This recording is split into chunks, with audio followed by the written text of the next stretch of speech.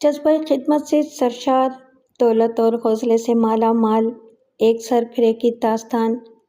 اس کی نیت نیک تھی اور عزم آہنی، اور ایسا ہو تو راستے آسان ہو جاتے ہیں اور منزلیں قریب، اور قدرت اپنا کام جب جہاں اور جس سے چاہے لے سکتی ہے۔ پاسباں مل گئے کعبے کو صنم کھانے سے۔ یہ کہانی بھی قدرت کی اسی بے نیازانہ ادا کی عاجزانہ عکاسی ہے۔ مثبت اور منفی قوتوں کی ازلی کشاکش کو نواب صاحب نے ایک اچھوتے زاویے سے دیکھا اور لکھا ہے۔ آئیے اس خوبصورت کہانی کو سنتے ہیں، جس کے مصنف ہیں محی الدین نواب، اور اس کا عنوان ہے منفی ماسٹر۔ تو آئیے شروع کرتے ہیں۔ گھر بناؤ تو ایک چھت کا سایہ اور چار دیواری کا تحفظ حاصل ہوتا ہے، لیکن ساری عمر وہاں مہنگائی اور اخراجات کے کوڑے برستے رہتے ہیں۔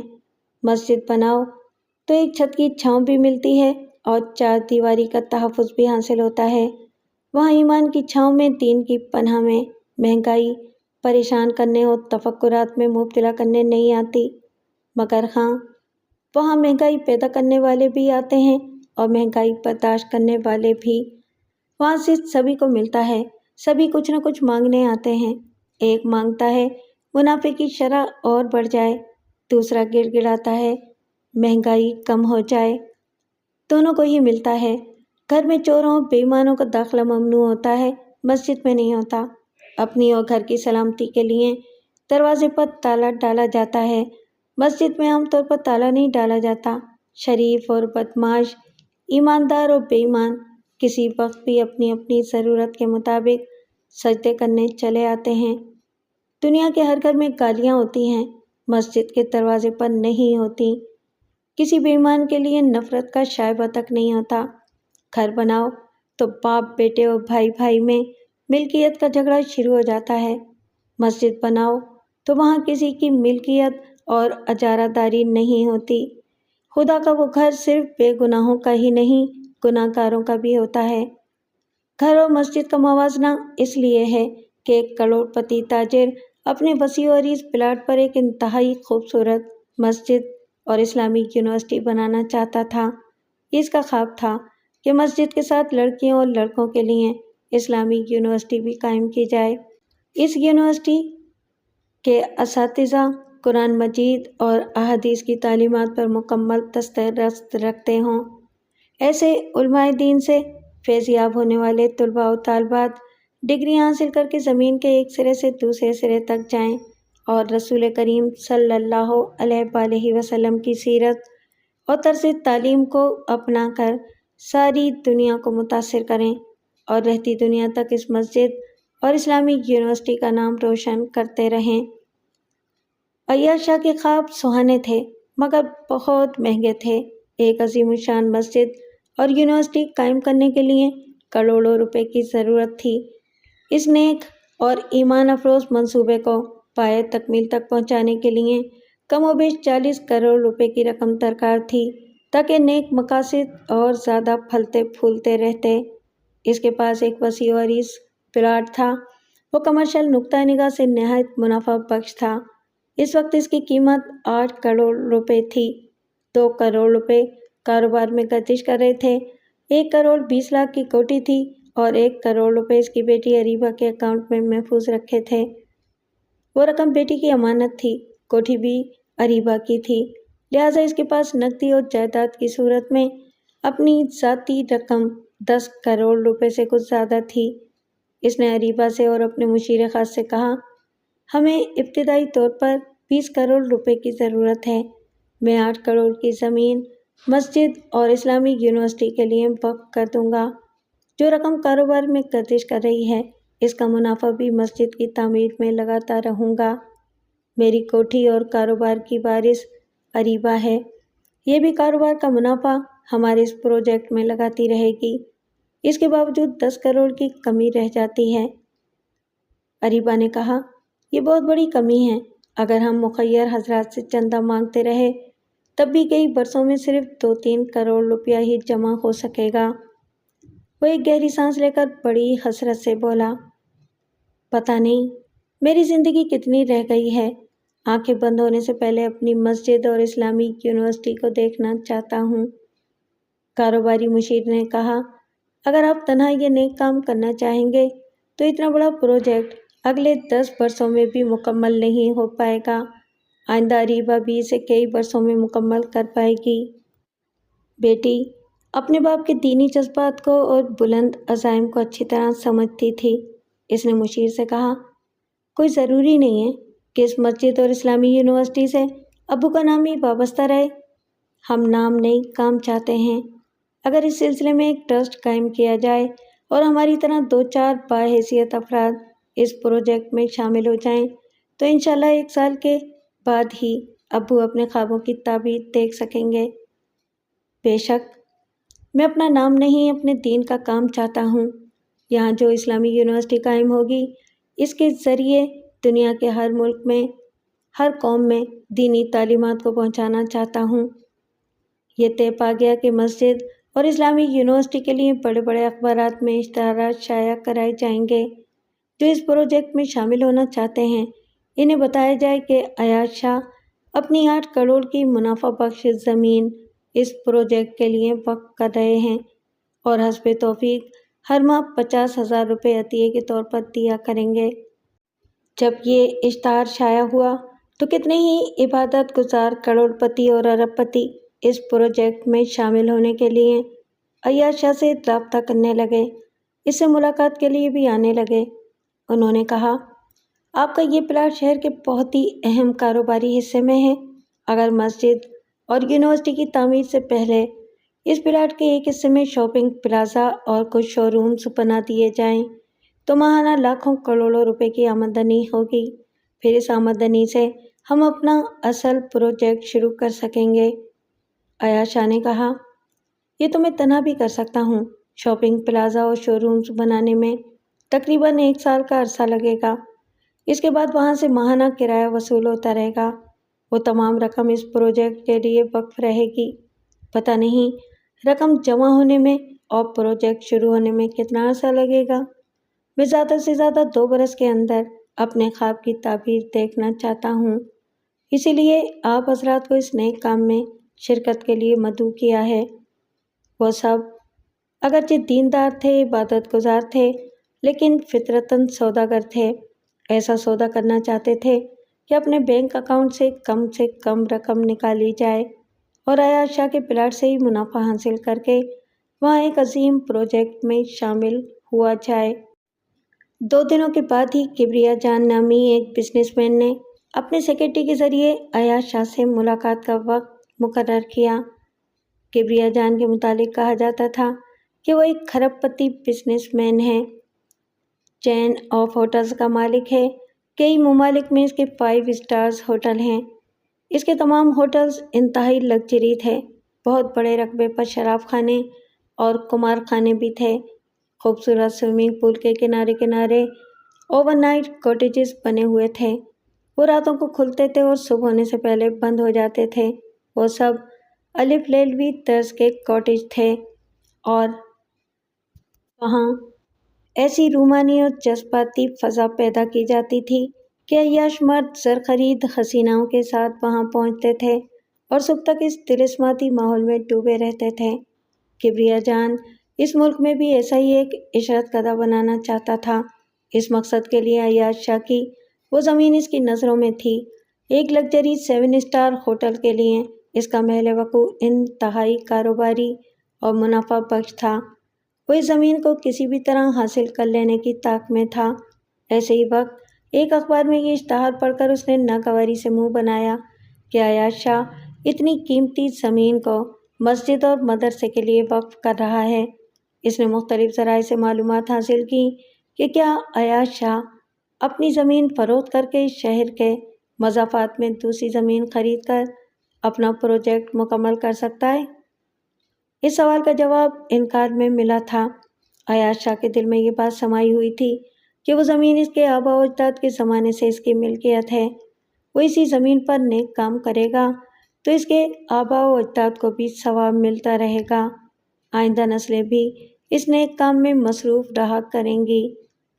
وہ کاروباری حضرات کو جواب دیتا تھا کہ اس پلاٹ کا محل وقوع صرف کاروباری لحاظ سے ہی نہیں، دینی تعلیمات کے حوالے سے بھی بہت اہم ہے۔ چھوٹے چھوٹے بچوں سے لے کر بڑی عمر کے طلباء و طالبات کو عبادت کرنے اور اعلیٰ تعلیم حاصل کرنے کی تمام شہری سہولتیں ملتی رہیں گی۔ کبریہ جان دراصل اٹلی کی ایک انڈر ورلڈ تنظیم کا سرگرم رکن تھا۔ اس تنظیم کے سربراہ اراکین دنیا کے تمام چھوٹے بڑے ممالک کے سیاستدانوں اور حکمرانوں کی کمزوریاں حاصل کرتے تھے اور ان کمزوریوں کے ذریعے انہیں بلیک میل کرتے تھے۔ پچھلے کچھ برسوں میں کبریہ جان کا شمار انڈر ورلڈ کے سرکردہ افراد میں ہونے لگا تھا۔ کتنے ہی ملکوں کے انٹیلیجنس والے اسے انڈر ورلڈ کے ایک سربراہ کی حیثیت سے پہچانتے تھے، لیکن اسے گرفتار نہیں کر سکتے تھے۔ اول تو یہ کہ وہ اپنے خلاف کوئی ثبوت نہیں چھوڑتا تھا، دوسرا یہ کہ موجودہ حکمرانوں کے اور سابقہ سیاستدانوں کی کمزوریاں اس کے ہاتھوں میں رہتی تھیں، اسی لیے کوئی حکمران اپنے ملک کی پولیس اور انٹیلیجنس والوں کو قانونی کارروائیوں کی اجازت نہیں دیتا تھا۔ اس ملک میں بھی وہ وسیع اختیارات کا مالک تھا۔ اگر چاہتا تو ایاز شاہ کو مختلف ہتھ کنڈوں سے پریشان کر کے وہ پلاٹ حاصل کر لیتا، لیکن یہ بات اشتہارات کے ذریعے دور دور تک پھیل گئی تھی کہ ایاز شاہ اس پلاٹ پر مسجد اور اسلامی یونیورسٹی بنانا چاہتا ہے۔ چونکہ یہ مذہبی معاملہ تھا، اس لیے وہ جارحانہ اقدامات سے کترا رہا تھا۔ جب مقررہ وقت پر کبریہ جان اور ایاز شاہ کی ملاقات ہوئی تو اس نے کہا، شاہ صاحب، آپ کی طرح میں بھی نیکیاں کمانا چاہتا ہوں، لیکن میرا انداز مختلف ہے۔ ایاز شاہ نے کہا، نیکیاں جس انداز میں بھی کی جائیں نیکیاں ہی رہتی ہیں، ویسے آپ کا انداز کیا ہے؟ اس نے جواب دیا، آپ اللہ تعالیٰ کو خوش کرتے ہیں، میں بندوں کو خوش کرتا ہوں، ان کی دکھ بیماریاں دور کرتا ہوں، مسائل حل کرتا ہوں۔ ان کا سب سے اہم مسئلہ رہائش کا ہے۔ شہر میں مکانات کا کرایہ بڑھتا جا رہا ہے، وہ بیچارے محدود آمدنی میں کرایہ ادا نہیں کر پاتے، مالکان آئے دن ان سے مکان خالی کرا لیتے ہیں، وہ بیچارے گھر کا پورا ساز و سامان لیے ایک جگہ سے دوسری جگہ ہجرت کرتے رہتے ہیں۔ ایاز شاہ نے تائید میں سر ہلا کر کہا، واقعی کم آمدنی والوں کے لیے یہ بہت بڑا مسئلہ ہے۔ ہم اور آپ مل کر یہ مسئلہ آسانی سے حل کر سکتے ہیں۔ وہ کیسے؟ اس شہر کے مغربی حصے میں میری زمینیں ہیں، آپ جتنی زمینیں چاہیں گے میں مسجد اور یونیورسٹی کے لیے وقف کر دوں گا، آپ کے نام لکھ دوں گا۔ آپ اپنی زمین مجھے فروخت کر دیں، میں اس کی موجودہ قیمت ادا کر دوں گا، اس طرح آپ کو اپنے پلاٹ کی معقول رقم بھی مل جائے گی اور میری طرف سے اس عظیم الشان پروجیکٹ کے لیے مفت زمین بھی مل جائے گی، چاہیں گے تو کل ہی سے اپنا کام شروع کر سکیں گے۔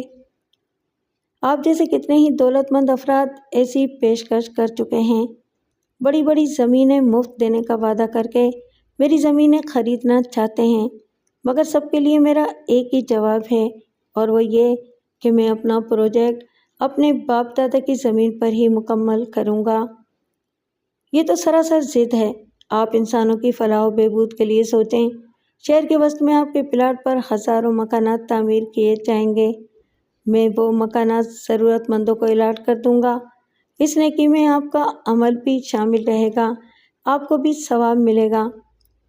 مجھے افسوس ہے، میں یہ سب نہیں کر سکوں گا۔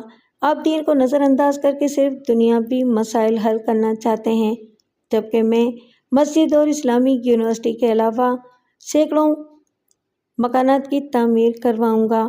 وہ عبادت گزار جو معاشی بدحالی کا شکار ہیں، اپنے مکانوں کا کرایہ ادا نہیں کر پاتے، وہ وہاں مفت رہائش اختیار کریں گے۔ کبریہ جان اس کی باتیں سن رہا تھا اور کسی نہ کسی طرح اپنی بات منوانے کے لیے اسے اپنے زیر اثر لانا چاہتا تھا۔ اس نے کہا، آپ ایسا نہ کہیں کہ اپنے پروجیکٹ میں مجھے شامل نہیں کریں گے، آپ مسلمان ہیں، دوسرے مسلمان کو دینی خدمت سے روک نہیں سکیں گے۔ میں اس پروجیکٹ میں شامل ہونے کے لیے آپ ہی کے طریقہ کار پر عمل کروں گا، لیکن آپ میری ایک بات مان لیں۔ جائز بات ماننا کسی کی بھی ہو، میں مان لیتا ہوں۔ کبریا جان نے کہا، آپ اس پروجیکٹ میں جتنا سرمایہ داروں کو شامل کریں گے، معاملات میں اتنے ہی اختلافات پیدا ہوتے رہیں گے۔ سبھی اپنی اپنی باتیں منوانے کی کوشش کریں گے۔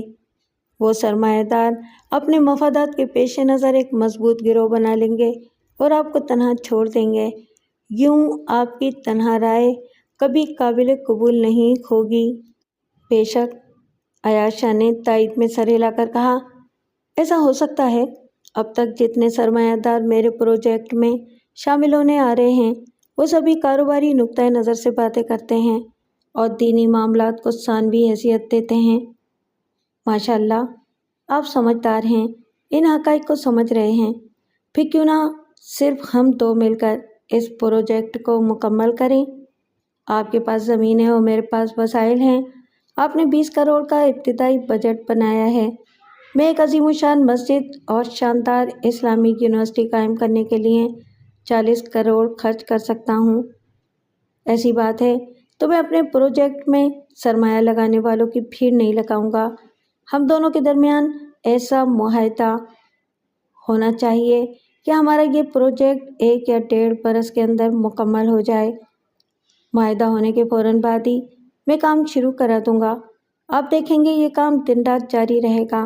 ہمارے قانونی مشیر ایسا معاہدہ تیار کریں گے کہ ہم میں سے کسی کی ذات کو بھی کسی سے نقصان نہیں پہنچے گا۔ یہ باتیں دونوں کے لیے جائز اور قابل قبول تھیں۔ ان کے مشیر سر جوڑ کر بیٹھ گئے۔ صبح سے شام تک اچھی خاصی بحث کی گئی۔ پھر دوسرے دن 3 صفحات پر مشتمل ایک معاہدہ ان دونوں کے سامنے پیش کیا گیا۔ کبریا جان کے قانونی مشیر نے کہا، اس عظیم الشان پروجیکٹ میں آپ دونوں برابر کے پارٹنر ہیں، لیکن مالی اعتبار سے آپ صرف 8 کروڑ کی زمین دے رہے ہیں، جبکہ کبریا جان 20 کروڑ روپے خرچ کر رہے ہیں۔ میرے موکل کو اس بات کی ضمانت ملنی چاہیے کہ ان کے یہ 20 کروڑ ضائع نہیں ہوں گے اور کسی بھی مرحلے میں آپ یا آپ کے رشتہ دار نہ کام روکیں گے، نہ کسی معاملے میں مداخلت کریں گے، نہ ہی آپ کی زمین پر اپنی ملکیت کا دعویٰ کریں گے، حتیٰ کہ آپ بھی اس زمین کے مالک نہیں رہیں گے، کیونکہ معاہدے کی روح سے آپ اسے پروجیکٹ کے لیے وقف کر چکے ہوں گے۔ یہ بات درست اور قابل قبول تھی کہ عیاش شاہ نے اپنی زمین اس پروجیکٹ کے لیے وقف کر دی تھی اور اس کے مقابلے میں کبریا جان 20 کروڑ روپے ابتدائی مراحل میں خرچ کرنے والا تھا۔ پھانسنے والے جال بچھانا جانتے ہیں، وہ بیچارہ قانونی ہیرا پھیری کے جال میں پھنس گیا۔ معاہدے پر دستخط ہو گئے۔ معاہدہ کرنے کے دوسرے ہی دن کبریا جان ملک سے باہر چلا گیا۔ عیاش شاہ نے فون کر کے پوچھا، آپ اچانک کیوں چلے گئے ہیں؟ کب تک واپسی ہوگی؟ اس نے کہا، میں بزنس ٹور پر ہوں۔ جن ممالک میں میرے ہوٹلز ہیں، مجھے وہاں کے انتظامات کی نگرانی کرنی ہوتی ہے۔ ہر ہوٹل کی آمدنی اور اخراجات کا حساب رکھنا پڑتا ہے۔ ان معاملات کو نمٹانے میں کئی ماہ لگ جائیں گے۔ عیاش شاہ نے کہا، یہ آپ کیسی باتیں کر رہے ہیں؟ آپ نے تو کہا تھا کہ معاہدہ ہوتے ہی کام شروع ہو جائے گا۔ بے شک میں نے کہا تھا، لیکن جو کاروبار پہلے سے قائم ہے اور میری توجہ چاہتا ہے، پہلے اس کی طرف توجہ دینی ہوگی۔ جو کام ابھی شروع نہیں ہوا، وہ آج نہیں تو کل، کل نہیں تو پرسوں، کسی بھی دن شروع ہو سکتا ہے۔ آپ کم از کم 6 ماہ انتظار کریں۔ عیاش شاہ نے تقریباً چیختے ہوئے کہا، 6 ماہ؟ میں اتنے عرصے تک انتظار نہیں کروں گا۔ اگر آپ نے 1 ہفتے کے اندر آ کر کام شروع نہ کرایا تو میں معاہدہ کینسل کر دوں گا۔ کبریا جان نے ہنستے ہوئے کہا، یہ قانونی معاہدہ کوئی بچوں کا کھیل نہیں ہے۔ میں نے اس زمین پر کام شروع کرنے کے لیے 20 کروڑ روپے مشترکہ اکاؤنٹ میں جمع کیے ہیں۔ جب تک وہ رقم اس پروجیکٹ کے اکاؤنٹ سے واپس نہیں لوں گا، تب تک آپ معاہدہ کینسل نہیں کرا سکیں گے۔ اپنے قانونی مشیر سے مشورہ کریں، وہ آپ کو اچھی طرح قانون سمجھائے گا۔ یہ کہہ کر اس نے فون بند کر دیا۔ عیاش شاہ نے جھنجھلا کر اپنے قانونی مشیر کو بلایا، اس سے بات کی تو اس نے بھی یہی کہا کہ کبریا جان 20 کروڑ روپے پروجیکٹ کے مشترکہ اکاؤنٹ میں جمع کرنے کے بعد معاہدے کی روح سے آپ اپنی زمین سے محروم ہو چکے ہیں، کیونکہ آپ نے اسے پروجیکٹ کے لیے وقف کر دیا ہے۔ دوسرے لفظوں میں وہ زمین 20 کروڑ روپے کے نیچے دب گئی تھی۔ کبریا جان نہ اپنے 20 کروڑ واپس لینے والا تھا، نہ وہ زمین اس کے دباؤ سے باہر نکلنے والی تھی۔ صرف انسان کو ہی نہیں، اس کے ارادوں کو بھی سرمایہ کاری اور منافع خوری کے جوتوں تلے کچل دیا جاتا ہے۔ بیچارے عیاش شاہ نے کسی کا کچھ نہیں بگاڑا تھا، وہ صرف ایک مسجد بنانا چاہتا تھا اور دین کی تبلیغ کے لیے اسے دور تک پھیلانے کے لیے ایک اسلامی یونیورسٹی قائم کرنا چاہتا تھا۔ وہ کسی کو کوئی نقصان پہنچائے بغیر اپنا کام کرنا چاہتا تھا، مگر اس کا یہ ایمان پرور پروجیکٹ ایک مفاد پرست کے راستے میں حائل ہو گیا تھا، اور جب بھی ایسا ہوتا ہے تو دینی جذبات اور ایمان کامل رکھنے والے اپنے ارادوں کو پایہ تکمیل تک نہیں پہنچا پاتے۔ عیاش شاہ نے اور کئی قانونی مشیروں سے تبادلہ خیال کیا۔ سب نے ایک ہی بات سمجھائی کہ کبریا جان اپنے 20 کروڑ واپس لے کر معاہدہ منسوخ کرنے پر راضی ہوگا تبھی بات بنے گی، ورنہ عیاش شاہ کی زمین اس معاہدے کی نظر ہو گئی ہے، اس پر اس کا کوئی حق نہیں رہا ہے۔ اسے صبر و استقلال سے انتظار کرنا ہوگا کہ وہ کب اس پروجیکٹ کو شروع کرتا ہے۔ جب عیاش شاہ کو یقین ہو گیا کہ وہ قانونی طور پر بری طرح پھنس گیا ہے تو اس نے پھر فون کے ذریعے کبریا جان سے رابطہ کیا۔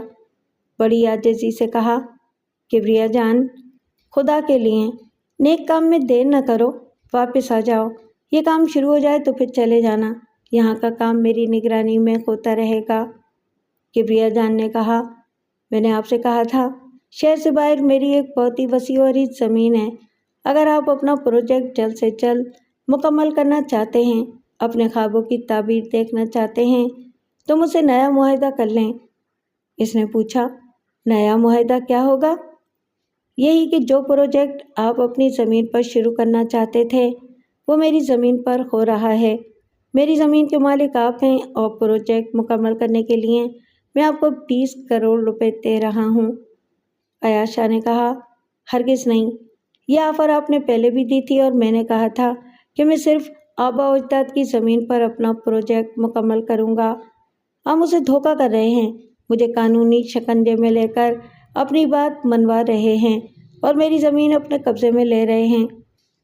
آپ جو بھی سمجھے، میں بہت اچھی آفر دے رہا ہوں، آپ کا کام آج ہی سے شروع ہو جائے گا۔ ذرا عقل سے سوچیں، آپ مسجد بنوانا چاہتے ہیں، ایک عالیشان مسجد بن جائے گی۔ اسلامی یونیورسٹی قائم کرنا چاہتے ہیں، ایک مثالی یونیورسٹی قائم ہو جائے گی۔ جب یہ سب کچھ ہو سکے گا تو پھر انکار کیوں کر رہے ہیں؟ میں جھوٹے اور بے ایمان کی کسی بات پر اعتبار نہیں کروں گا۔ تم نے اتنا بڑا فراڈ کیا ہے کہ کوئی بھی عقل رکھنے والا آئندہ تم پر کبھی بھروسہ نہیں کرے گا۔ میں زیادہ بحث نہیں کروں گا، اپنی آفر دے چکا ہوں۔ جب بھی کام شروع کرانا چاہیں اور جلد سے جلد پروجیکٹ کو مکمل کرنا چاہیں تو مجھ سے رابطہ کر لیں، میں نیا معاہدہ کروں گا۔ اس سے زیادہ نہ آپ کو سمجھاؤں گا، نہ اپنا وقت ضائع کروں گا۔ یہ کہہ کر اس نے فون بند کر دیا۔ اس کے خلاف سوچنے لگا، یہ بڈھا سیدھی طرح نہیں مانے گا اور میں منوانا بھی نہیں چاہتا۔ میں تو یوں ہی جھانسا دے رہا ہوں کہ کسی دوسری زمین پر اس کے لیے مسجد اور اسلامی یونیورسٹی بنواؤں گا۔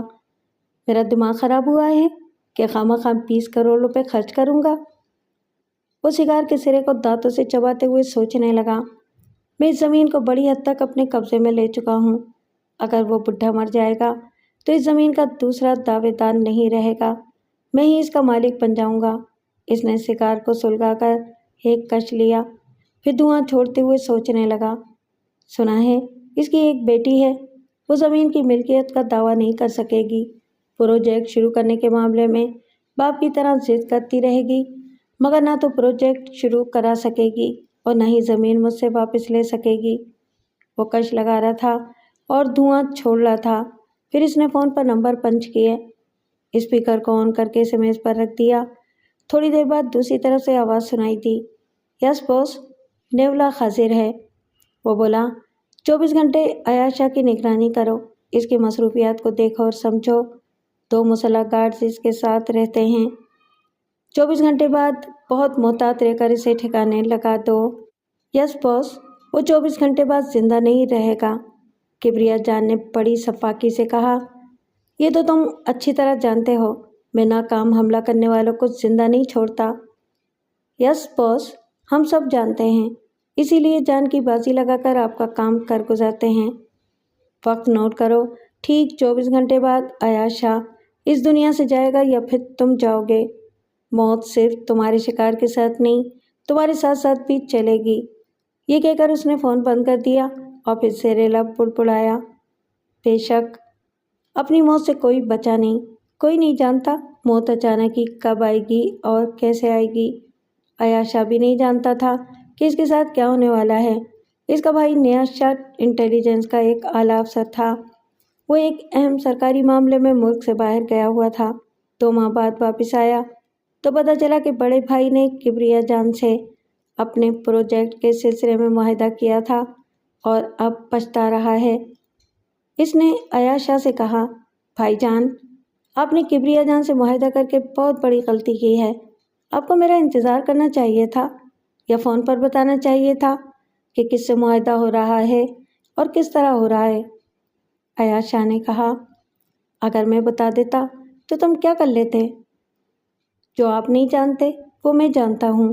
ہم انٹیلیجنس والے ملکی اور غیر ملکی معاملات کو اتنی گہرائیوں تک جانتے ہیں کہ آپ اس کے متعلق سوچ بھی نہیں سکتے۔ کبریا جان بظاہر ایک بزنس مین ہے لیکن انڈر ورلڈ مافیا کا ایک سربراہ ہے۔ عیاش شاہ نے حیرانی سے پوچھا، جب تم اس کی اصلیت جانتے ہو تو اسے گرفتار کیوں نہیں کرتے؟ یورپ اور ایشیا کا کوئی حکمران اسے قانونی گرفت میں نہیں لے سکتا۔ وہ قانون سے کھیلنا خوب جانتا ہے، حکمرانوں کو کمزور بنا کر ان کے ملکی قوانین کو کمزور بنا دیتا ہے۔ میں آپ کو وضاحت سے سمجھا نہیں سکوں گا، لیکن آپ کی 8 کروڑ کی زمین اس کے قبضے میں جا چکی ہے۔ مجھے سن کر یقین نہیں آ رہا ہے، حکمران اور قانون کے محافظ بھی اس قدر کمزور ہیں؟ آپ کا یہ بھائی، آپ کا ہونے والا داماد اور ہمارے جیسے کئی انٹیلیجنس والے کبریا جان کے زیر اثر نہیں ہیں، کیونکہ ہماری کوئی کمزوری اس کے ہاتھوں میں نہیں ہے۔ اگر اوپر والے ہمیں بے دست و پاک کر کے نہ رکھیں تو ہم آج ہی اسے ایک چیوٹی کی طرح مسل کر رکھ دیں گے، لیکن ہم سیاسی اور حکومتی مصلحتوں کے سبب انڈر ورلڈ والوں کے ہاتھوں بے بس ہو کر رہ جاتے ہیں۔ ایسے وقت نواز شاہ نے آ کر انہیں سلام کیا۔ وہ ایک خوبرو قداور جوان تھا، نیاز شاہ کا بیٹا اور عیاش شاہ کا ہونے والا داماد تھا۔ ٹریننگ حاصل کرنے کے بعد انٹیلیجنس ڈپارٹمنٹ میں سب انسپکٹر کی حیثیت سے اپنے فرائض انجام دے رہا تھا۔ عیاش شاہ نے پوچھا، نواز، کیا تم کبریا جان کے بارے میں یہ نہیں جانتے تھے کہ اس کا تعلق انڈر ورلڈ سے ہے؟ نواز شاہ نے چونک کر اپنے باپ کو دیکھا۔ نیاز شاہ نے کہا، بھائی جان، نواز ہماری ڈپارٹمنٹ میں ایک نیا جونیئر آفیسر ہے۔ یہ آئندہ ریکارڈ روم میں جا کر مجرموں کی ہسٹری پڑھتا رہے گا تو اسے بہت کچھ معلوم ہوتا رہے گا۔ فی الحال یہ کبریا جان کے بارے میں کچھ نہیں جانتا۔ نواز شاہ نے اپنے باپ سے پوچھا، بابا، کیا کبریا جان واقعی انڈر ورلڈ سے تعلق رکھتا ہے؟ مجھے تو اتنا ہی معلوم ہوا ہے کہ اس کی پہنچ بہت دور تک ہے۔ بیٹے، وہ بہت ہی خطرناک آدمی ہے۔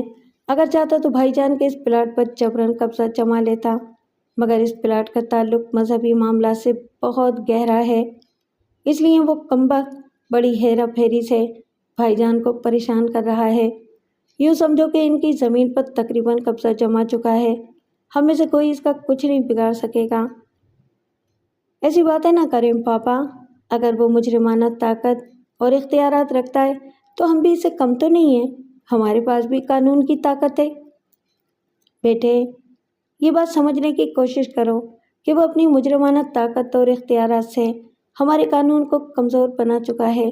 تم اس کے خلاف کوئی ایکشن لینا چاہو گے تو اوپر سے احکامات صادر ہوں گے، پوچھا جائے گا اس کا جرم کیا ہے، تمہارے پاس کوئی جواب نہیں ہوگا۔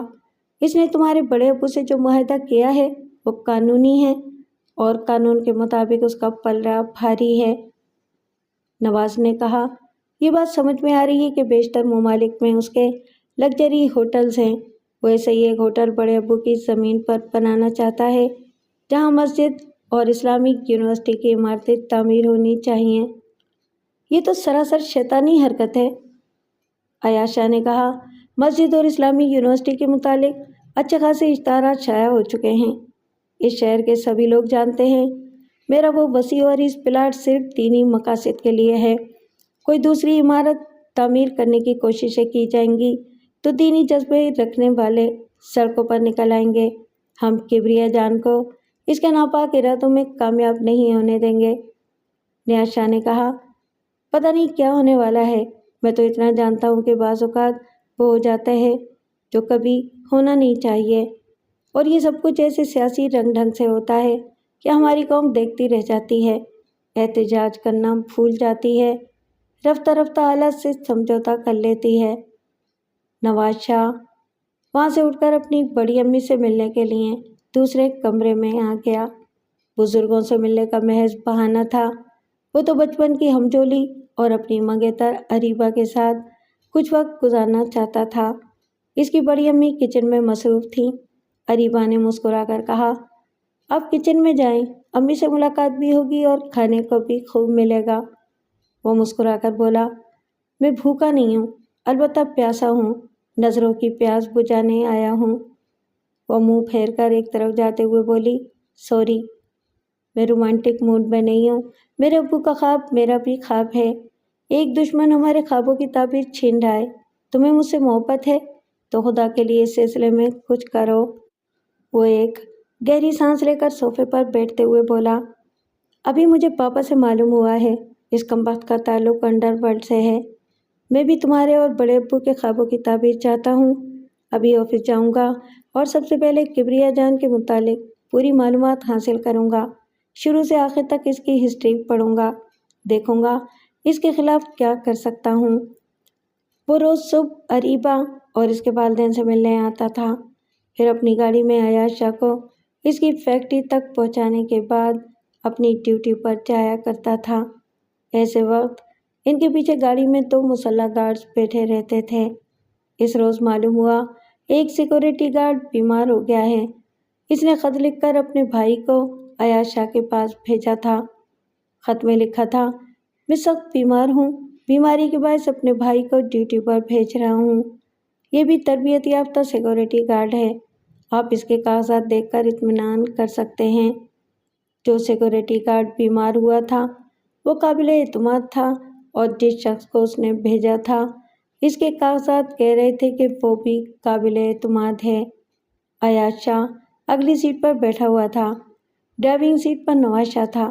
ان کے پیچھے 2 مسلح سیکورٹی گارڈ تھے، ان میں سے ایک انجانا تھا، پہلی بار اپنی ڈیوٹی، اپنی خدمات انجام دینے آیا تھا۔ عیاش شاہ ایک دیندار اور بے ضرر شخص تھا، کسی سے ذاتی دشمنی نہیں تھی، یہ سوچا بھی نہیں جا سکتا تھا کہ کوئی اس کی جان کا دشمن بن سکتا ہے، اور یہ بھی سوچا نہیں جا سکتا تھا کہ کوئی جعلی کاغذات کے ذریعے سیکورٹی گارڈ بن کر آ سکتا ہے۔ وہ کبریا جان کا پالتو نیولا تھا، اگرچہ پرانے ملازم نہیں تھا، پھر بھی بڑا ہی جیدار اور قابل اعتماد تھا۔ اب تک اپنے باس کے لیے خطرات سے کھیلتے ہوئے قتل کی 2 وارداتیں کر چکا تھا۔ دوسرا قتل اسی سیکورٹی گارڈ کا کیا تھا جس کی جگہ ابھی ڈیوٹی پر آیا ہوا تھا، اور یہ یقین دلا چکا تھا کہ وہ اپنے گھر میں بیمار پڑا ہوا ہے۔ وہ زہریلے سانپوں کو مار ڈالنے والا نیولا پچھلی سیٹ پر آرام سے بیٹھا ہوا تھا۔ نواز کار ڈرائیو کر رہا تھا۔ جب وہ گاڑی کمرشل ایریا میں داخل ہوئی تو وہاں کی سڑکیں نسبتاً ویران تھیں۔ نیولے نے ذرا بھی وقت ضائع نہیں کیا اور اپنے ساتھ بیٹھے ہوئے سیکورٹی گارڈ کو گولی مار دی۔ اگر اپنی گن کا رخ پہلے عیاش شاہ کی طرف کرتا تو پاس بیٹھے ہوئے سیکورٹی گارڈ مداخلت کرتا، لہٰذا اس نے مداخلت کرنے والے کو پہلے راستے سے ہٹا دیا۔ اس کے پاس یہ حساب تھا کہ آگے بیٹھے ہوئے افراد اگر ریوالور نکالنا چاہیں گے تو ان کے جوابی حملہ کرنے تک وہ دونوں کو گولی مار سکے گا۔ اس کا حساب اپنی جگہ درست تھا، لیکن کبھی کبھی حساب کتاب میں غلطی ہو ہی جاتی ہے۔ وہ نہیں جانتا تھا کہ نواز شاہ کس قدر پھرتیلا ہے، ریوالور نکالنے میں وقت ضائع نہیں کرے گا۔ اس نے ریوالور کے بغیر ہی جوابی کارروائی کی۔ اچانک ہی گاڑی کو بریک لگایا تو نیولے کو ایک جھٹکا سا لگا، اس کے ہاتھ سے گن نکل کر اگلی سیٹ کی طرف چلی آئی۔ اب وہ آگے کی طرف جھک کر اپنی گن نہیں اٹھا سکتا تھا۔ اس سے پہلے اس کی شامت آ جاتی، لہٰذا وہ شامت آنے سے پہلے پچھلی سیٹ کا دروازہ کھول کر وہاں سے بھاگنے لگا۔ نواز اس کا پیچھا چھوڑنے والا نہیں تھا، وہ بھی اپنی طرف کا دروازہ کھول کر اس کے پیچھے دوڑتا ہوا وارننگ دینے لگا۔ رک جاؤ، تم قانون کی گرفت سے بچ نہیں پاؤ گے، وہ بول رہا تھا، اس کے پیچھے دوڑ رہا تھا اور اپنے لباس کے اندر سے ریوالور نکال رہا تھا۔ کبریا جان پہلے ہی نیولے سے کہہ چکا تھا، موت صرف تمہارے شکار کے پیچھے نہیں ہوگی، تمہارے ساتھ ساتھ بھی چلے گی۔ نیولے کو یہ وارننگ دی جا چکی تھی کہ اس سے غلطی ہوگی، ناکامی ہوگی اور وہ اپنے شکار کی موت نہیں بن سکے گا تو موت اسے جھپٹ کر لے جائے گی۔ اس وقت نیولا آگے آگے بھاگ رہا تھا، اس کے پیچھے کافی فاصلے پر نواز ہاتھ میں ریوالور لیے اسے للکارتا ہوا دوڑ رہا تھا۔ آگے جا کر وہ نہ رکتا تو اس کے پیروں میں گولی مار کر اسے گرفتار کر لیتا۔ ان دونوں کے پیچھے ایک کار بڑی تیز رفتاری سے چلی آ رہی تھی۔ ایاز شاہ اپنی گاڑی سے باہر نکل آیا تھا، اس کی پیشانی سے خون بہہ رہا تھا۔ نواز نے اچانک ہی گاڑی کو بریک لگائی تھی جس کے باعث اس کا سر ڈیش بورڈ سے ٹکرا گیا تھا۔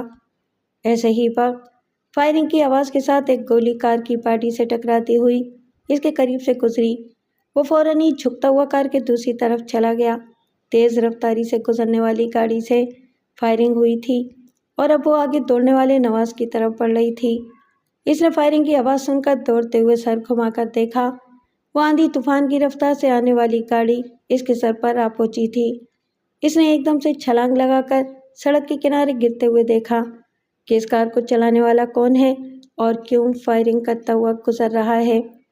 نواز نے زمین پر سے اٹھتے ہوئے دیکھا، وہ کار والا جیسے موت بن کر آ گیا تھا، آگے بھاگنے والے نیولے کو گولیاں مارتا ہوا گزرتا چلا گیا تھا۔ اسے 2 گولیاں لگی تھیں، وہ دوڑتے دوڑتے لڑکھڑا کر اوندے منہ گر پڑا۔ نواز نے قریب پہنچ کر دیکھا، گر کر تڑپنے والا ہمیشہ کے لیے ساکت ہو گیا تھا۔ وہ کار بہت دور جا کر ایک موڑ پر نظروں سے اوجھل ہو رہی تھی۔ نواز نے اپنی گاڑی کی طرف دیکھا، اگر وہ اس کے ذریعے اس کار کے تعاقب میں جاتا تو ایسی بھاگ دوڑ بے سود ثابت ہوتی۔ پتہ نہیں اتنی دیر میں وہ فائرنگ کرنے والا کہاں سے کہاں نکل گیا ہوگا۔ ایاز شاہ کی پیشانی سے اتنا خون بہہ رہا تھا کہ وہ چکرا کر بیٹھ گیا تھا۔ نواز نے پاس آ کر اسے سنبھالتے ہوئے کہا، بڑے ابو، میں نے مجبور ہو کر اچانک ہی بریک لگائے تھے، اگر ایسا نہ کرتا تو وہ کمبخت سیکورٹی گارڈ کی طرح ہمیں بھی گولی مار دیتا۔ اس نے فون کے ذریعے انٹیلیجنس کے اعلیٰ افسر یعنی اپنے والد نیاز شاہ کو اس واردات کے متعلق اطلاع دی۔ آدھے گھنٹے کے اندر انٹیلیجنس اور پولیس والے اس جگہ پہنچ گئے۔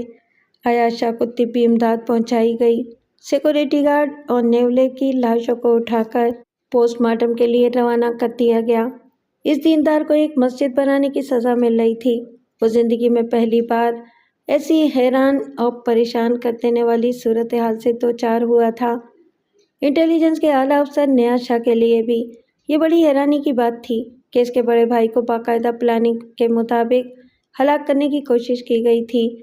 نواز کے بیان کے مطابق اس اجنبی سیکورٹی گارڈ نے اپنے ساتھ بیٹھے ہوئے گارڈ کو ہلاک کیا تھا، اس کے بعد اگلی سیٹ پر بیٹھنے والوں کو ہلاک کرنا چاہتا تھا، لیکن نواز کی حاذق دماغی نے اس کے منصوبے کو ناکام بنا دیا تھا۔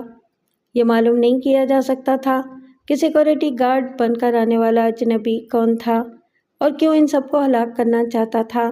اگر وہ زندہ رہتا تو اس سے بہت کچھ معلوم ہو سکتا تھا۔ اس سوال کا جواب بھی نہیں مل سکتا تھا کہ تیز رفتار گاڑی میں کون آیا تھا۔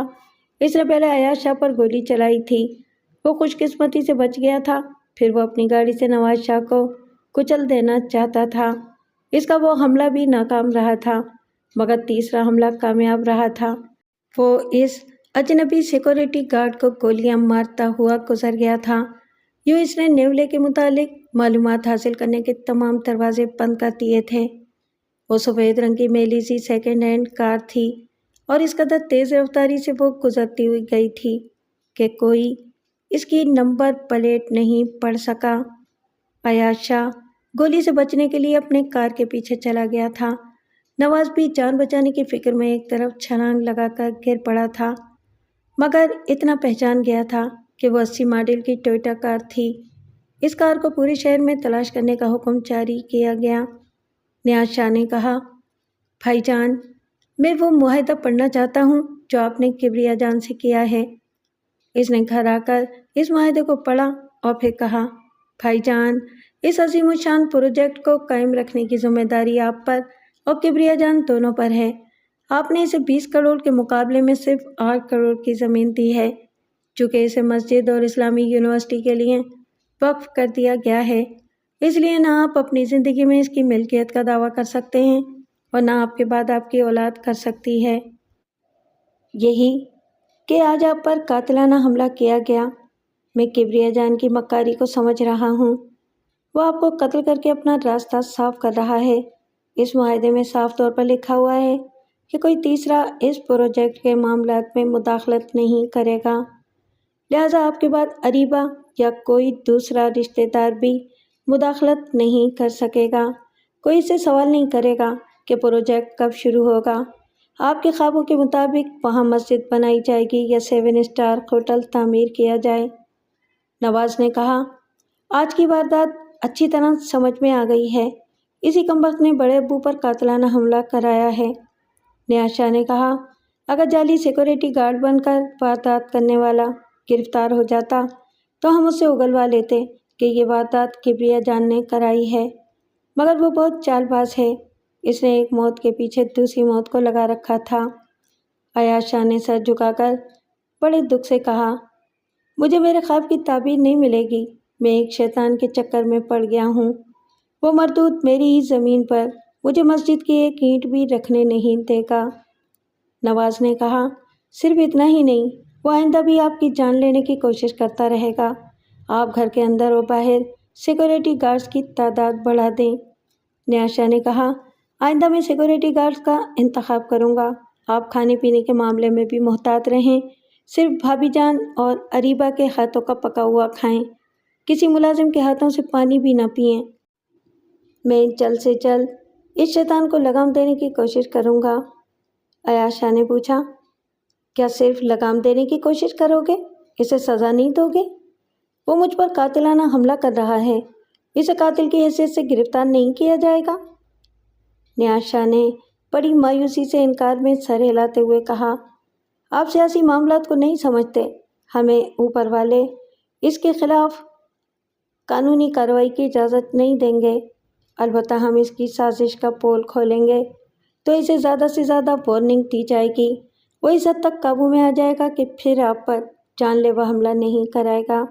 نواز شاہ جوان تھا، اس کا خون جوش میں آ رہا تھا، جی کر رہا تھا تمام قوانین کو بالائے طاق رکھ کر اپنی وردی اتار کر عہدہ چھوڑ کر کبریا جان کو گولی مار دے۔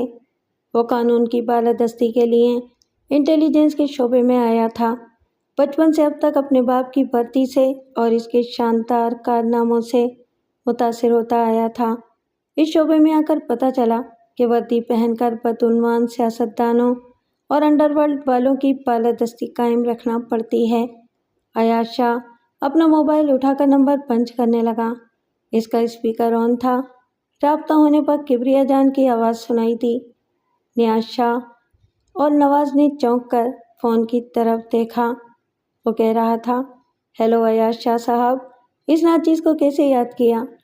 ایاز شاہ نے کہا، یہ بتانے کے لیے فون کیا ہے کہ میں ابھی تک زندہ ہوں۔ تمہارا ایک موت کا ہرکارہ خراب موت مر چکا ہے اور دوسرا فرار ہو گیا ہے۔ وہ انجان بن کر بولا، سوری شاہ صاحب، آپ کی باتیں میرے سر سے گزر رہی ہیں۔ ویسے یہ سن کر خوشی ہو رہی ہے کہ آپ زندہ سلامت ہیں، لیکن یہ بات انتہائی غلط ہے کہ موت کے کسی ہرکارے کا تعلق مجھ سے تھا۔ جو مر چکا ہے کوئی اور بھی تھا جس کے بارے میں فرما رہے ہیں کہ وہ فرار ہو گیا ہے۔ کیا یہ کہنا چاہتے ہیں کہ میں آپ کی جان کا دشمن بن گیا ہوں؟ اس فرار ہونے والے کو تلاش کیا جا رہا ہے۔ جیسے ہی وہ گرفتار ہوگا تمہارا اصلی چہرہ سامنے آ جائے گا۔ معلوم ہوتا ہے آپ نے فون کا اسپیکر آن کر رکھا ہے۔ اپنے بھائی نیاز شاہ کو اور انٹیلیجنس کے دوسرے افسران کو میری آواز سنا رہے ہیں۔ یہ چاہتے ہیں کہ مجھے کسی نہ کردہ جرم کا الزام دیں اور میں غصے میں آ کر کہہ دوں کہ ہاں میں آپ کا جانی دشمن ہوں، آپ کو قتل کرانا چاہتا ہوں، جبکہ میں آپ کی بے حد عزت کرتا ہوں، مسجد اور اسلامی یونیورسٹی کے سلسلے میں آپ کے کام آنا چاہتا ہوں۔ کیا ہم جیسے خدا سے ڈرنے والے اور نیک کام کرنے والے کبھی کسی کی جان لینے کے بارے میں سوچ سکتے ہیں؟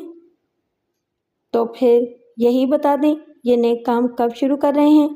کب مسجد و مدرسے کی بنیاد پڑے گی؟ ایک پرانی کہاوت ہے، دیر آیت درست آیت۔ جو کام دیر سے شروع ہوتا ہے وہی درست ہوتا ہے، اسی لیے میں دیر کر رہا ہوں۔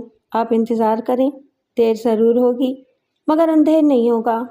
میں مسلمان ہوں، میرا ذہن نور ایمان سے منور ہے، میرے دل میں بھی خدا کا خوف ہے۔ مسجد اور اسلامی یونیورسٹی ضرور بنے گی۔ آپ کب تک باتیں بناتے رہیں گے اور اس معاملے کو ٹالتے رہیں گے؟ میں نے کہا نا، یہاں بہت مصروف ہوں، پتہ نہیں واپس آنے میں کتنے مہینے کتنے برس لگ جائیں گے۔ اگر بہت جلدی ہے تو آپ میرے پلاٹ پر مسجد کی بنیاد رکھ دیں اور ہمارا مشترکہ پروجیکٹ وہیں شروع کر دیں، آپ کو مطلوبہ رقم ملتی رہے گی۔ ہمارے درمیان یہ معاہدہ ہو چکا ہے کہ میری زمین پر ہی وہ پروجیکٹ شروع ہوگا اور مکمل ہوگا۔ پھر آپ اس پروجیکٹ کو اپنی زمینوں پر کیوں شروع کرانا چاہتے ہیں؟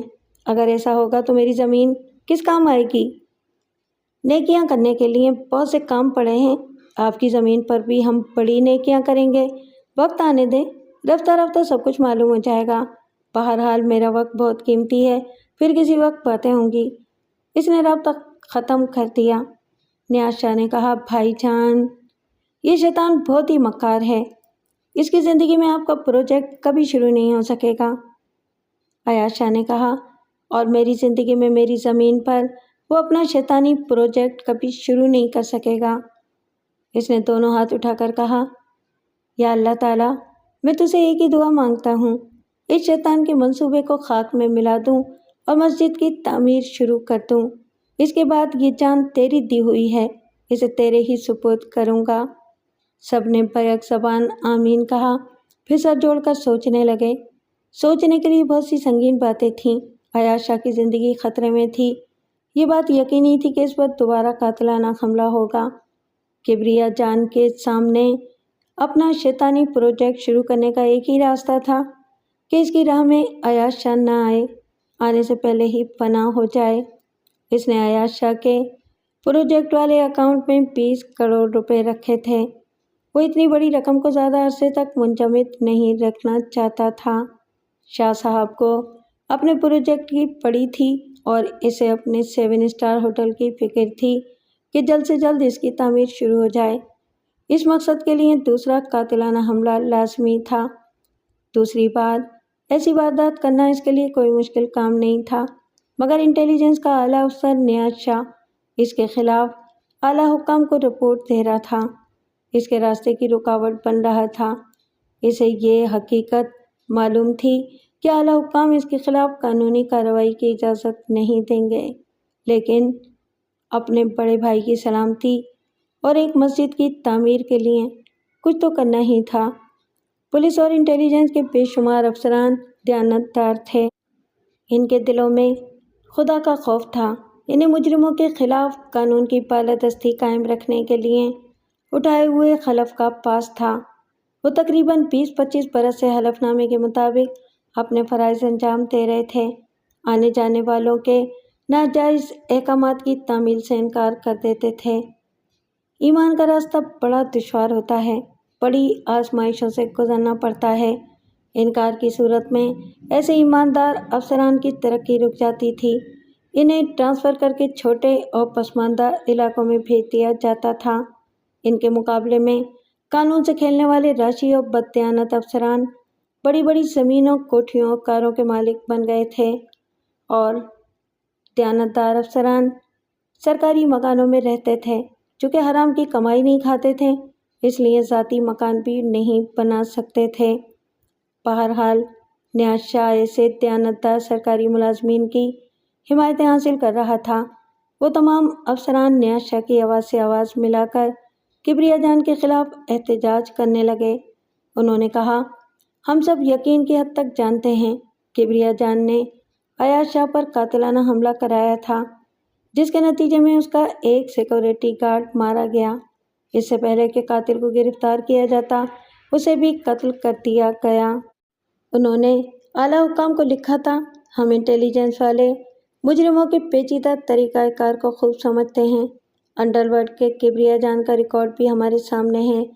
हम जानते हैं कि इसके खिलाफ हमारी अपील को नज़रअंदाज किया जाएगा या फिर ठोस सबूत और गवाह तलब किए जाएंगे, जबकि वो अपने खिलाफ कोई सबूत और गवाह नहीं छोड़ता। कभी कोई सबूत हाथ लगता भी है तो उसके जुराइम को अपने मफादात के मलबे में दबा दिया जाता है। आखिर में उन्होंने लिखा था, हम सब कानून के मुहाफिज हैं, इसके बावजूद हमें कानून के हवाले से ही कमज़ोर किया जाता है। कोई बात नहीं, हम आखिरी दम तक कानून की बालादस्ती के लिए लड़ते रहेंगे। आप हजरात को एक ऐसे ख़तरे से आगाह करना चाहते हैं जिसे किबरिया जान की खातिर टाला नहीं जा सकेगा। उन्होंने ख़तरे के मुतालिक लिखा, मजहबी मामलात बहुत नाजुक होते हैं, जितने नाजुक होते हैं उतने ही कभी होते हैं। किबरिया जान ने मस्जिद की तामीर को रोककर एक मजहबी मामले को छेड़कर आप लोगों के लिए मुश्किलात पैदा कर दी हैं। अगर आपने इस पर अपनी गिरफ्त मजबूत ना रखी और इसे अयाशा के कत्ल से बाज ना रखा तो नताइज बहुत ही बुरे होंगे। अयाशा के बाद किबरिया जान इस प्लाट का मालिक व मुख्तार होने के बावजूद मस्जिद की जगह कोई इशरत कदा तामीर नहीं करा सकेगा। इस मुल्क के लोग बेहिस और बेपरवाह सही, लेकिन दीन पर कहीं से हल्की सी भी आँच आती है तो ये बारूद की तरह फट पड़ते हैं। उन्होंने कहा, हमारी इस पेशगोई को याद रखें, अगर मस्जिद की तामीर में देर हुई और अयाशा को कत्ल किया गया तो अवाम का गैज़ व गज़ब आप हजरात को इक़्तिदार की कुर्सियों से नीचे गिरा देगा। आप दुनिया वालों से बच सकते हैं, दुनिया वालों के और दीन वालों के एहतसाब से बच नहीं पाएंगे। ये सही मायनों में हुक्मरानों के लिए एक बहुत बड़े ख़तरे से आगाही थी। उनकी कुर्सी के पाए हिलते हुए दिखाई दे रहे थे। वो अवाम की कमज़ोरियों को समझते हुए हुकूमत कर रहे थे, लेकिन दीनी शेज़ोरी को भी खूब समझते थे। गुस्से में यही कह रहे थे, हमारे लोग नाखानदा हैं, जाहिल हैं, गवार हैं, जज्बाती हैं, दीन के दीवाने हैं। उनके अंदर मजहबी जुनून ऐसा है कि इनसे 3 वक्त की रोटियां छीन ली जाएं तो वो चुप रहेंगे, मगर एक वक्त की भी इबादत रोक दी जाए तो वो मर जाएंगे या मार डालेंगे। हमारी शाहाना जाबराना कुव्वतों को पानी पानी कर देंगे। इन हुक्मरानों ने किबरिया जान से रब्ता किया, इससे कहा, हमने आपको बहुत ढील दी है, एक हद तक इख्तियारात भी दिए हैं। आप इस हद में रहकर अपने मफादात की खातिर स्याह को सफ़ेद और सफ़ेद को स्याह करते रहते हैं और हम आंखें बंद कर लेते हैं। कभी आपके ख़िलाफ़ कहीं से कोई आवाज़ उठती है तो इसका गला दबा देते हैं, लेकिन हम मस्जिद के मामले को दबा नहीं सकेंगे। होम सेक्रेटरी ने कहा, आप इस मामले को मज़ीद बढ़ाएंगे तो ये आग पूरी तरह पूरे मुल्क में फैल जाएगी और हम इस पर काबू नहीं पा सकेंगे। सबसे पहले तो आप अयाशा के ख़िलाफ़ साजिशों से बाज आ जाएं, इस पर कातिलाना हमले ना कराएं। किबरिया जान ने पूछा, कौन कहता है मैं इसके ख़िलाफ़ साजिशें कर रहा हूँ और इस पर कातिलाना हमले करवा रहा हूँ? हमारे इंटेलिजेंस वाले नादान नहीं हैं, मुजरिम को फ़ौरन ही सूंघ लेते हैं। किबरिया जान ने कहा, वह इंटेलिजेंस वाला अयाशा का भाई नियाज़ शाह होगा। नियाज़ शाह और दूसरे कई इंटेलिजेंस वालों ने मुश्तरका तौर पर आपके ख़िलाफ़ तहरीरी रिपोर्ट दी है। नियाज़ शाह की भी शामत आ गई है, मैं इन लोगों से निपट लूँगा। आप हजरात चाहते हैं मजहबी मामले को छेड़ा न जाए तो इसका आसान रास्ता यही है कि अयाज शाह मेरी बात मान जाए। मैं इसके मौजूदा प्लाट से बड़ा प्लाट इसे देना चाहता हूँ। वो वहाँ मस्जिद और इस्लामी यूनिवर्सिटी बना सकता है। मस्जिद एक ज़मीन पर ना सही दूसरी ज़मीन पर बनाई जा सकती है, मगर अयाज शाह आपकी बात क्यों नहीं मान रहा है? एक हाकिम ने पूछा, वो दूसरी ज़मीन कहाँ है? शहर से 15 किलोमीटर के फासले पर है।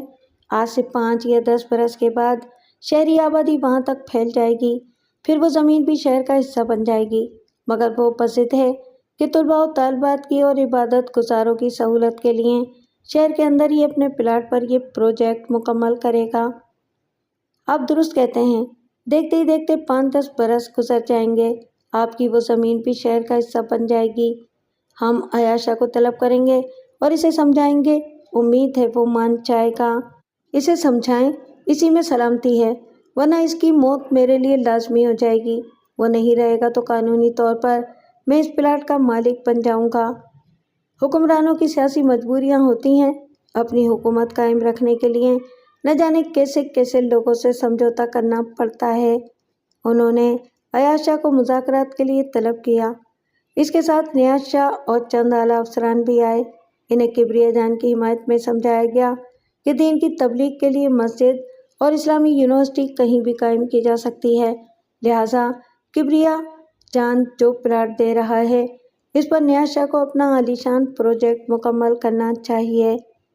انہیں جواب دیا گیا کہ کبریہ جان کا پلاٹ شہر کی حدود سے 15 کلومیٹر دور ہے، یعنی شہر والے نماز پڑھنے کے لیے اور دینی تعلیمات حاصل کرنے کے لیے اپنے گھروں سے جائیں گے تو یہ فاصلہ 25 یا 30 کلومیٹر کا ہو جائے گا، جبکہ ایاز شاہ کا پلاٹ شہر کے قلب میں ہے۔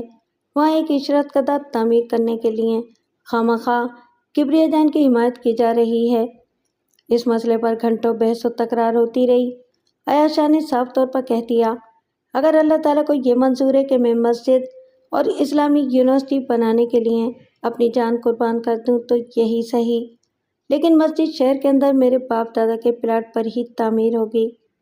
نیاز شاہ نے کہا، کوئی مسلمان یہ برداشت نہیں کرے گا کہ جہاں مسجد اور اسلامی یونیورسٹی کو قائم ہونا ہے وہاں 7 اسٹار ہوٹل، شراب خانہ اور کعبہ خانہ تعمیر کیا جائے۔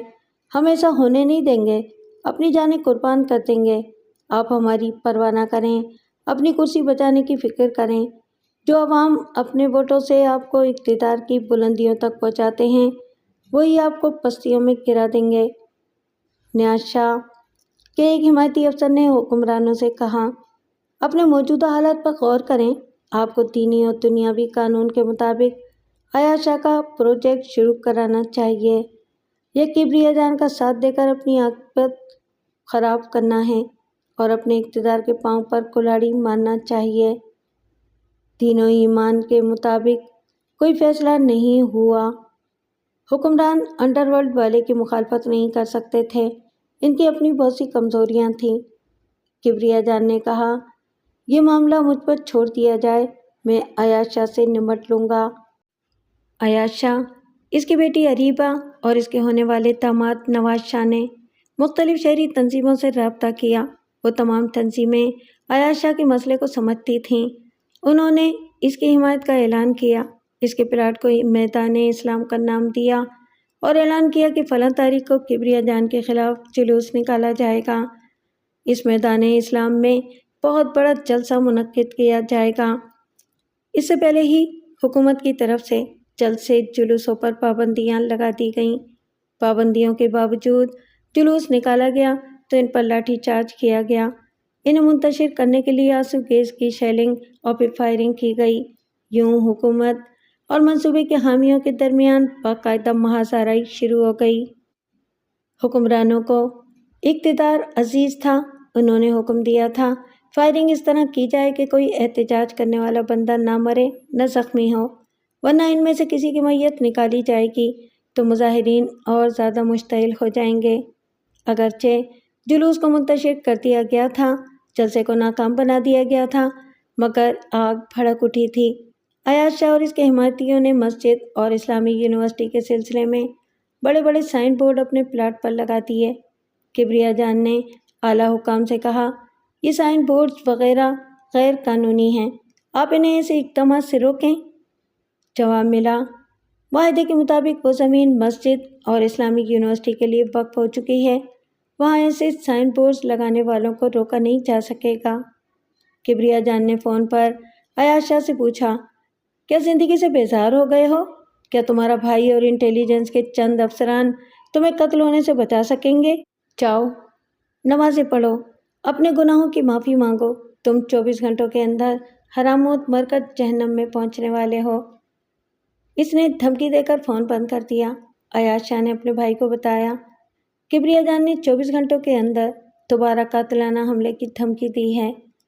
نیاز شاہ نے کہا، فکر نہ کریں، میں سخت سیکورٹی کا انتظام کرتا ہوں، آپ 24 گھنٹے تک گھر سے باہر نہ نکلیں، اپنی فیکٹری اور آفس بھی نہ جائیں، گھر کی 4 دیواری میں رہ کر فون کے ذریعے کاروباری معاملات نمٹاتے رہیں۔ اس نے اور انٹیلیجنس کے دوسرے اعلیٰ افسران نے شہر کے ان تمام بدماشوں کی نگرانی شروع کرا دی جو مجرمانہ وارداتوں میں ملوث رہا کرتے تھے۔ کبریہ جان ایسی ہی کسی کرائے کے قاتل کو ایاز شاہ کے خلاف استعمال کر سکتا تھا۔ قانون کے محافظوں میں سے کوئی مجرم چھپا نہیں رہ سکتا، لیکن ایسے پولیس اور انٹیلیجنس والے بھی تھے جو مجرموں کی سرپرستی کرتے تھے۔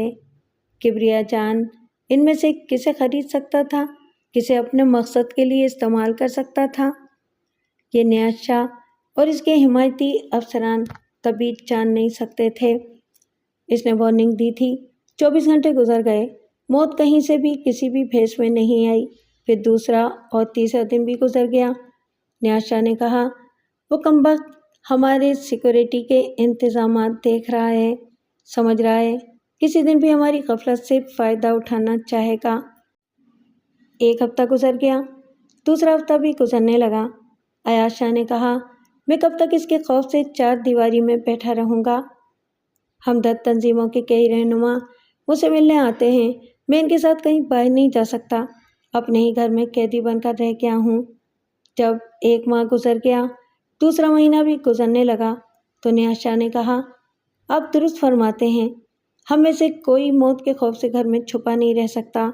یہاں قیدی بن کر آپ نہ تو کاروباری معاملات پر بھرپور توجہ دے رہے ہیں اور نہ ہی مسجد میں جا کر بعد جماعت نمازیں ادا کر رہے ہیں۔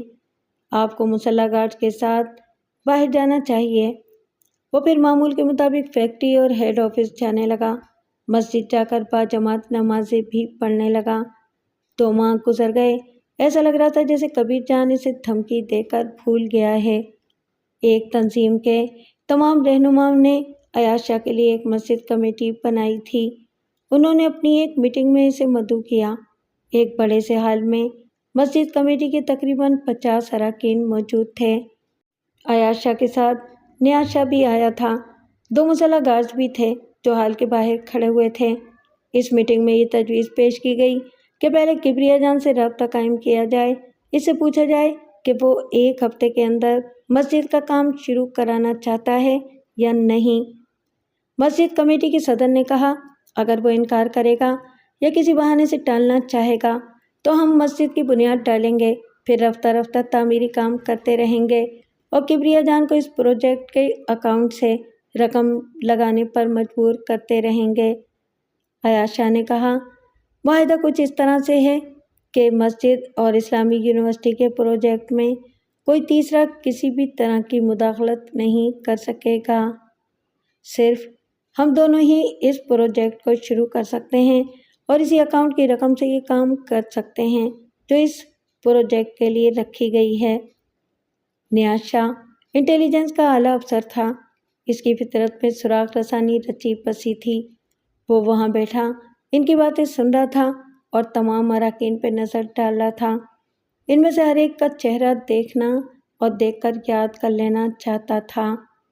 ایسے ہی وقت ایک رکن نے اپنی جگہ سے اٹھ کر ریوالور نکالتے ہوئے کہا، اگر کسی کام کو کرنے سے قانون روکتا ہو تو اس رکاوٹ کو ہتھیار سے دور کیا جا سکتا ہے۔ یہ میں نہیں، کبریہ جان کہتا ہے، کسی ایک کی موت سے اس پلاٹ کا دروازہ دوسرے کے لیے کھل جائے گا اور قانون دیکھتا رہ جائے گا۔